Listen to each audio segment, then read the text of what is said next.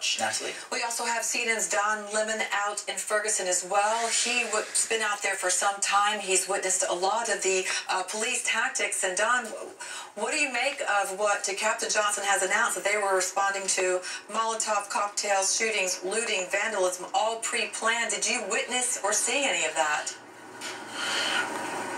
I did not witness any of that, but I did witness a gunshot, and some of my crew members actually saw the flash from the gun right near where we are. But I have to say that I have been speaking to Captain Johnson since the first day he took over, the first moments he took over. And tonight he sounded very frustrated, he sounded very tired, and he sounds worn and weary because he tried everything to, as he said in that press conference, to allow people to demonstrate peacefully. And as Ed said, civil disobedience. But then some people, not all of them, and this is not the majority of the protesters, but some people took it to a level that it should not have been taken to. And to hear that, you know, they were firing guns at civilians and firing guns at police officers, and so many people were injured, it's just sad. And guess what? It's embarrassing.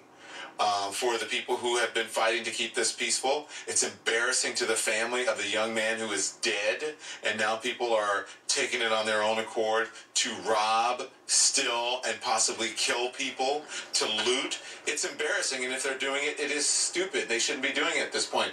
So earlier there was a way more presence where we are.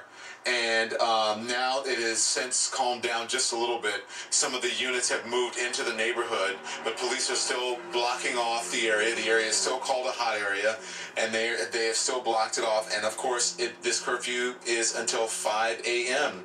5 a.m. local time, which is Central Time here in the United States. But everything, you know, that I told you guys before this press conference, let's walk across the street a little bit.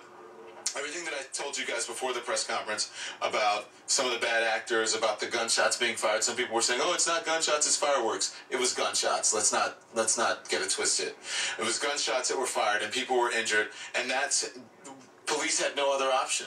The man who is in charge of this, who is an African-American man that they brought in because he has ties to the community, they thought that they would be able to at least stop some of the shenanigans from people because he could relate to them, or they could relate to him, and some of the people are still doing it. What they believe, though, that it is members of gangs, mostly, who are doing this, and that it is organized, and some of it is coming from outside the community, from people who are just wanting to cause trouble. But anyway, that's an ambulance. It's not police, John. Anyway, there's an ambulance that's going down the street here. These guys are going to be here all night. They're working, I think, 12-hour shifts at a time. This ambulance is coming through the intersection, so it's a little bit loud here, Errol and Natalie. And just a short time ago, we did witness some police activity. This car coming around the corner with a bunch of people in it, driving erratically, and then several police cars speeding behind it, but no lights and sirens, just speeding behind it, people doing silly things. But anyway, there we go. The guys in their tactical gear preparing to be here for the long haul. They'll be here throughout the night until 5 a.m. at least, and there'll be another crew that comes in the morning at 5 a.m. when the curfew is lifted, and we'll be back out here then as well. Don, it's Errol here at CNN Center. I want to talk more about what you mentioned there, this sense of frustration you could tell on Captain Johnson's voice. You know, if we rewind back 24 hours to this morning, I mean, he was attending church services there in Ferguson. He was at the Greater Grace Church. I want to read to you something he said. He said, quote, "To the family of Michael Brown, I want you to know that my heart goes out to you and that I am sorry." He said, "I wear this uniform, so I'm standing here to say I'm sorry. This is my neighborhood. You are my family. You are my friends. I am you." Do you think part of the frustration is that he is really trying to reach out and relate on a personal level, and yet still there are people in the crowd who are essentially ruining it for everyone?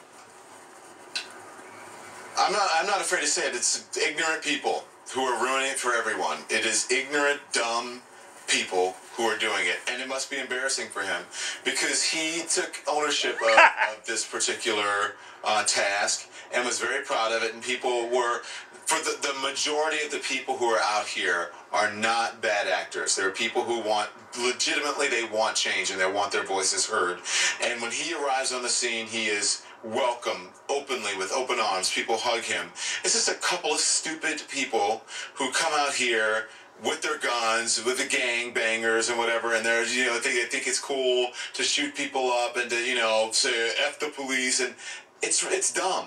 It's ignorance. And so now it's reflecting on him, the man who they brought to, you know, who comes from the neighborhood, who has, you know, dealt with police brutality, who's dealt with being, you know, a target of police, and who's dealt with discrimination, and who knows where they come from, and now they're embarrassing him.